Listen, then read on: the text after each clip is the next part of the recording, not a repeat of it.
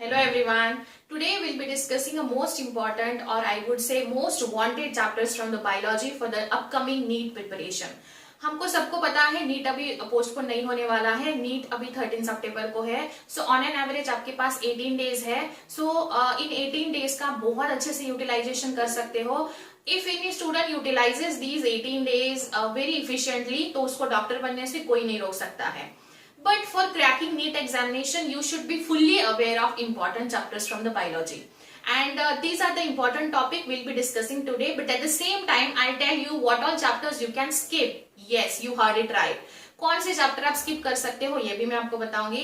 I have prepared a list of important and less important topics from the you can say analysis of last year NEET question paper right from the 2013 to 2019. ठीक है. सो आपको बस मैं जो important points बोल रही हूँ उस पर ज्यादा फोकस करना है और मैं आपको ये सारे chapters day to day 18 days में फिट करा के भी दूंगी एक टाइम टेबल में जो मैंने डिजाइन किया हुआ है. और जो स्टूडेंट ये डिजाइन टाइम टेबल के साथ स्टिक रहेगा, डे टू डे फॉलो करेगा, तो उसका एंटायर सिलेबस आराम से कवर हो सकता है. राइट. और हमको ये कहाँ से पढ़ना है? NCERT, NCERT, NCERT. ठीक है. तो हम लोग बस उसको एनसीईआरटी से फॉलो करेंगे. टेंशन नहीं लेना है, बस इतने चैप्टर्स कर लो. You will be able to get 330 plus in the biology section जो कि अभी 13 सितंबर को नीट होने वाला है. ओके. सो चलो शुरू करते हैं. ज्यादा टाइम नहीं लूंगी मैं आपका बिकॉज आपके पास टाइम बहुत कम है. कम टाइम में शॉर्ट एंड स्वीट इंफॉर्मेशन आपको मैं प्रोवाइड करने का कोशिश करूंगी. So this is the list of important topics. ये डू और डाई चैप्टर्स है. अगर आपको सही में जो बचा हुआ टाइम है उसमें अगर नीट में आपको सही में 320 या 330 प्लस लाने बायोलॉजी सेक्शन में तो आपको ये चैप्टर्स करने ही पड़ेंगे. When you are looking at these 10 topics आपको ऐसे लग रहा होगा एंटायर सिलेबस कवर किया है, बट नहीं, इसमें एक छोटा सा ट्विस्ट है. अभी मैं आपको बताऊंगी कौन से चैप्टर करने हैं कौन से नहीं करने हैं. सो इसमें से when it comes to the plant physiology, plant physio में से आपको 3 चैप्टर पे ज्यादा फोकस करना है. 2 as of now आप skip कर सकते हो. So that I have prepared with the analysis of last year question papers right from the 2013 to 2019. 2013 से लेके 2019 तक मैंने इसको एनालिसिस किया है क्वेश्चन पेपर का. सो आपको ये बस इतने ही चैप्टर्स करने हैं, इतने ही यूनिट्स करने हैं. नाउ अभी अगर आप सीक्वेंस वाइज देखोगे तो सबसे पहला है रिप्रोडक्शन. रिप्रोडक्शन में आपको प्लांट एंड एनिमल रिप्रोडक्शन दोनों भी इंपॉर्टेंट है. इसमें से आपको बहुत ज्यादा क्वेश्चंस पूछे जाते हैं. So here I am just writing plant and animal reproduction. So यहाँ आपका क्या कवर हो रहा है? First unit of 12th standard. ठीक है. So first unit of 12th standard से हम शुरुआत करेंगे. देन उसके बाद दूसरा टॉपिक चूज किया है which is a last unit of 12th standard. ठीक है. सो ये है आपका last unit of 12th standard, highly important. See मैंने चैप्टर्स का नंबरिंग भी ऐसे किया है जो कि बहुत ज्यादा इंपॉर्टेंट है, लेस इंपॉर्टेंट. इसमें से तो सारे करने हैं आपको. सो सेकंड नंबर पे आता है इकोलॉजी जो आपको रट के रखना है. दीज लास्ट के 4 chapters from the 12th NCERT, highly important. फिर उसके बाद आता है जेनेटिक्स. जेनेटिक्स वाला जो सेक्शन है उसमें पहले जेनेटिक्स करिए, फिर मॉलिक्यूलर बेसिस ऑफ इनहेरिटेंस करिए फ्रॉम द एनसीईआरटी ओनली. फिर उसके बाद biotechnology, biotechnology and its application. Application बहुत छोटा सा चैप्टर है जिसमें ज्यादा कुछ एप्लीकेशन नहीं दिए हुए हैं, वो आप आराम से 1 घंटे में खत्म कर सकते हो. बट बिलीव मी बायोटेक्नोलॉजी में ऑलमोस्ट 5 to 8 क्वेश्चंस पूछे जा चुके हैं. सो आपको बस 2 ही चैप्टर करने हैं. स्मार्ट स्टडी इसको ही बोलते हैं. 2 ही चैप्टर करिए, 4 से 8 नंबर्स मतलब 8 क्वेश्चन सही करके आइए. उसके बाद है ह्यूमन फिजियो. ह्यूमन फिजियो में सब कुछ करिए बट मोस्ट इंपॉर्टेंट डिसऑर्डर्स. सबसे इंपॉर्टेंट है डिसऑर्डर्स. जितनी भी डिसऑर्डर्स बुक में दी हुई है वो सारी आपको पढ़नी है, रटनी है. एनसीईआरटी से ही करिए, अभी आपके पास टाइम नहीं है. Only NCERT. फिर उसके बाद diversity in living world. Diversity in living world में biological classification, animal kingdom, plant kingdom, highly important.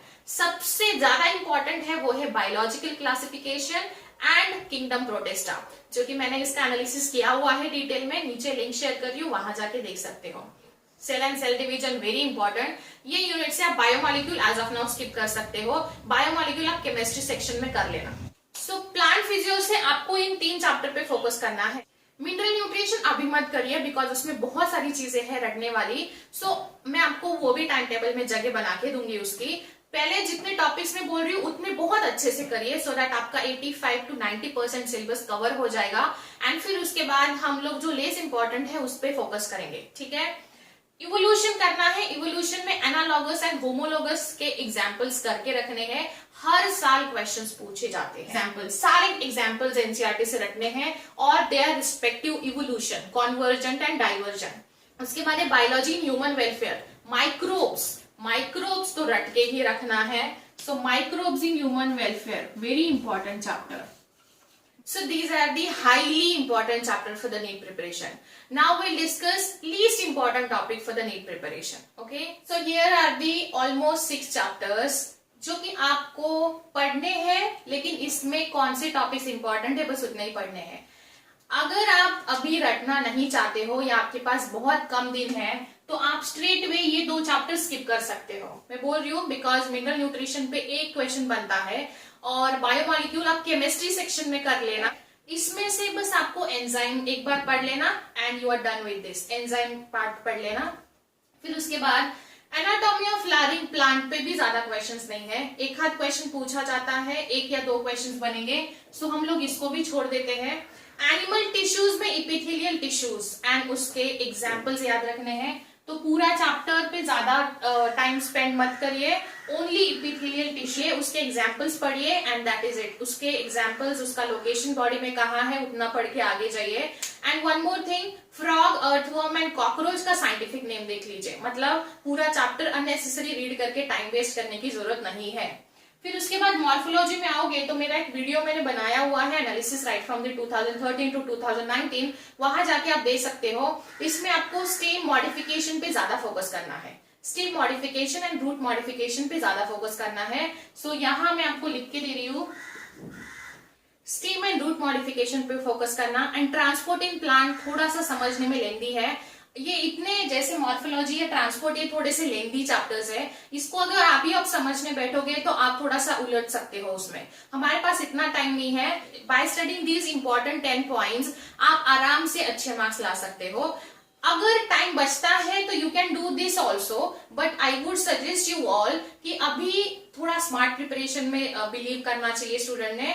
अभी कौन से चैप्टर पे फोकस करना है, कौन सा चैप्टर ज्यादा फोकस के लिए डिमांड कर रहा है, कौन सा लेस फोकस के लिए डिमांड कर रहा है, ये आपने खुद ने समझना चाहिए। So these are the chapters जिसमें से आपको बस इंपॉर्टेंट चीजों पे फोकस करना है, जैसे मैंने यहाँ भी बता दिया है आपको, ठीक है। सो ये पहले ये 3 चैप्टर्स तो आप स्किप किया तो भी चलेगा, एक 2 क्वेश्चंस आपके जाएंगे, ठीक है, बट फिर भी आपके हाथ में 85 क्वेश्चंस तो रहेंगे, ठीक है। 85 नहीं तो 82 क्वेश्चंस आपके साथ रहेंगे। सो अभी सब्जेक्ट या टॉपिक के साथ इमोशनल होने का टाइम नहीं है, you only have to give your best एंड आपको एक स्ट्रैटेजी के साथ प्लान करना है, ठीक है। So I hope you all will follow this important list. I am wishing you a very good luck to all NEET aspirants. आपका 100% देके आना और बायोलॉजी में 340 प्लस लेके आना, ठीक है। Good luck, thank you.